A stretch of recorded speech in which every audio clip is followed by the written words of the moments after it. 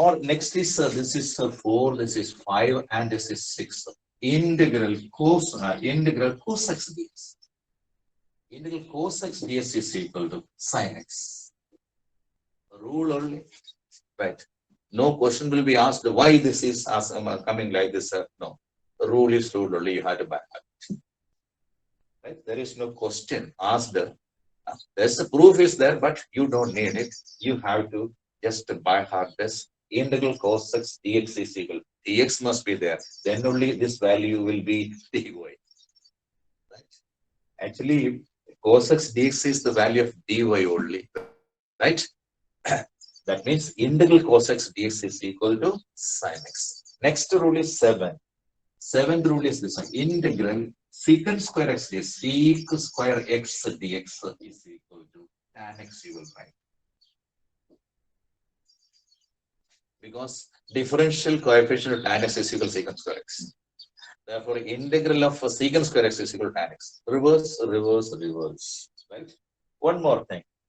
Again, integral cosecant square x to 8. Integral cosec square x dx is equal to minus cot x. Minus cot x. You will note down all this. Next, integral tan x is equal to 8, 9. Integral tan x is equal to log sec x. Log sec x to the base e. That means log sec x, when differentiated, surely you will get that as equal to tan x. Again, 10th rule. Rule number 10. That is integral cot x dx. Cot, cot x dx is equal to log sin x. Log sin x to the base e.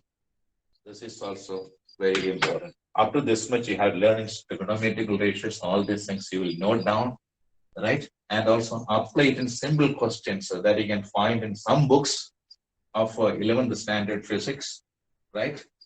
This mathematical tools in certain books, it is included.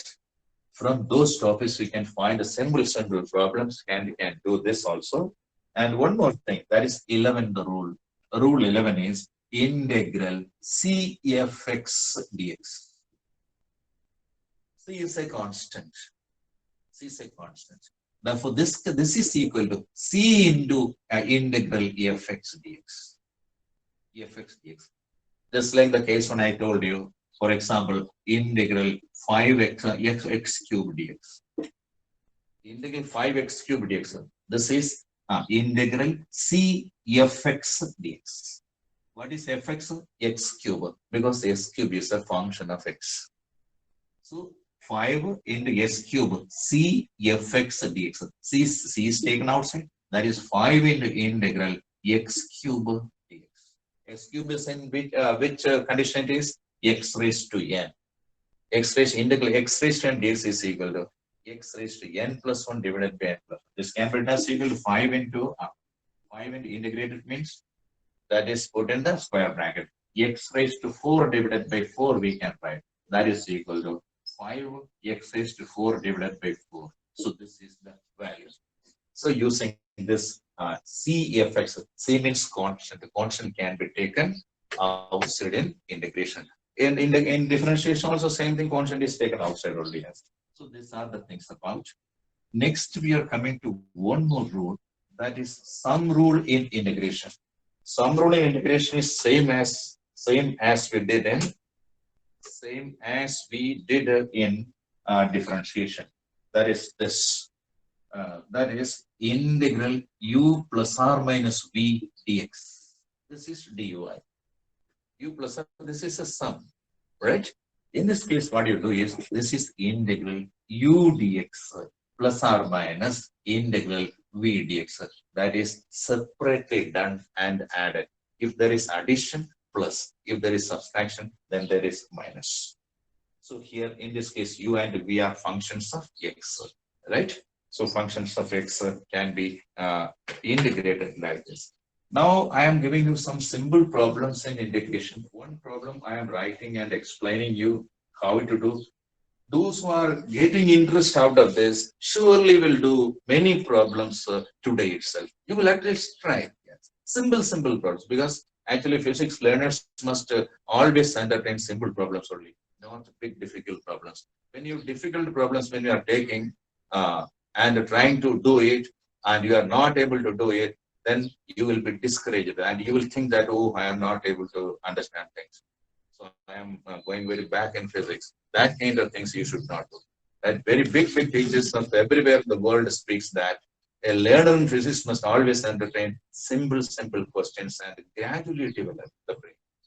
This is the theory. So this is also done. That's one question I'm writing here. That is integrate a root x dx.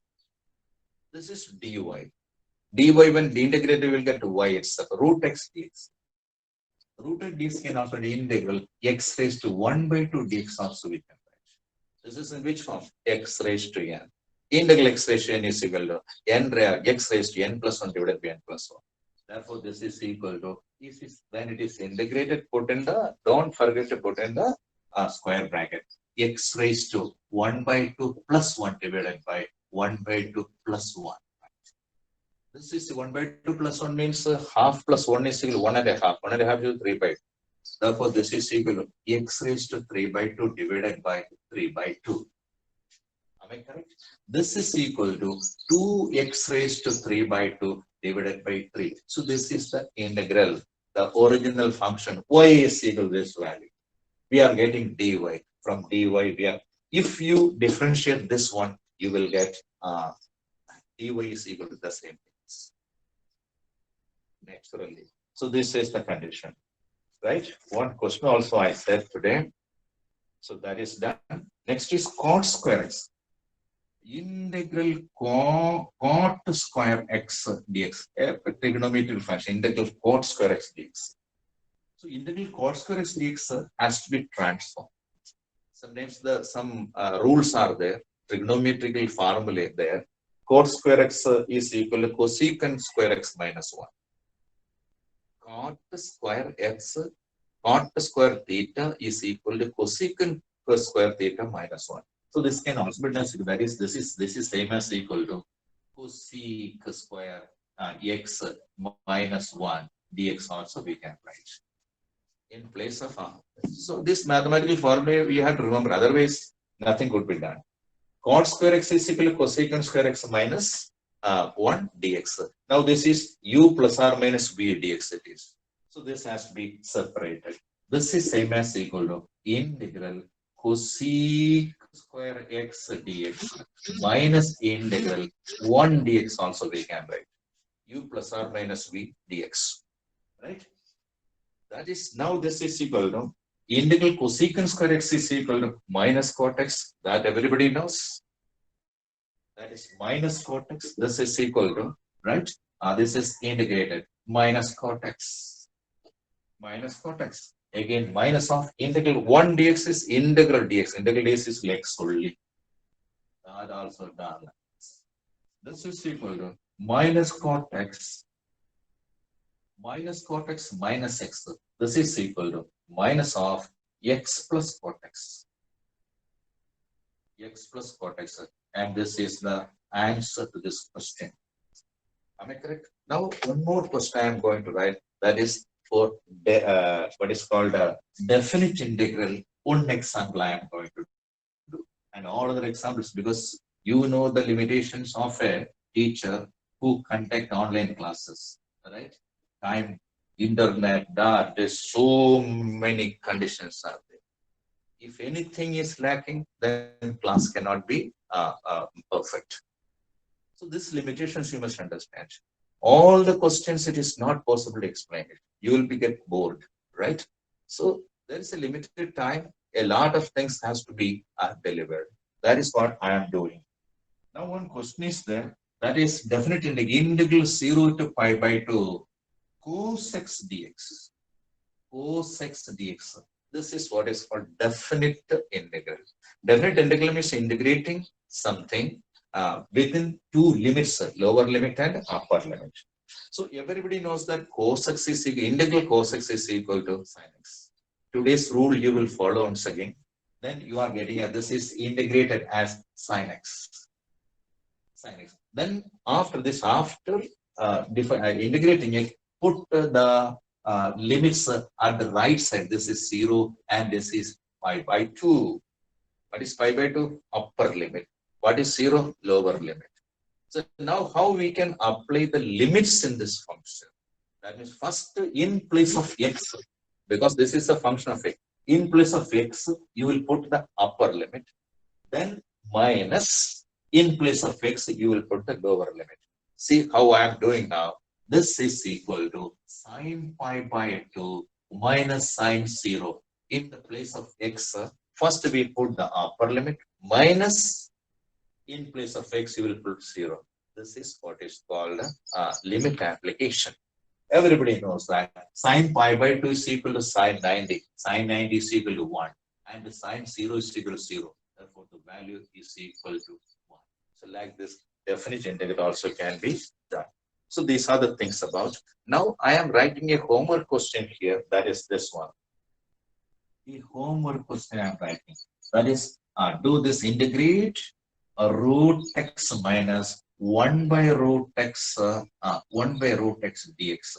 This everybody has to do it. This is also in the same way. Root x is equal to 1 x raised to 1 by 2. This is 1 by root x is equal to 1 by x raised to 1 by 2. 1 by x raised to 1 by 2 is equal to x raised to minus 1 by 2. Then u plus or minus v form, right? You can do it very, very easily. This is the lesson about. Now, tomorrow we will come with another new lesson. I think that will be linear motion, one-dimensional motion, right? Everything will, the terms related to that topic we'll discuss tomorrow. Till then, bye-bye. Thank you very much.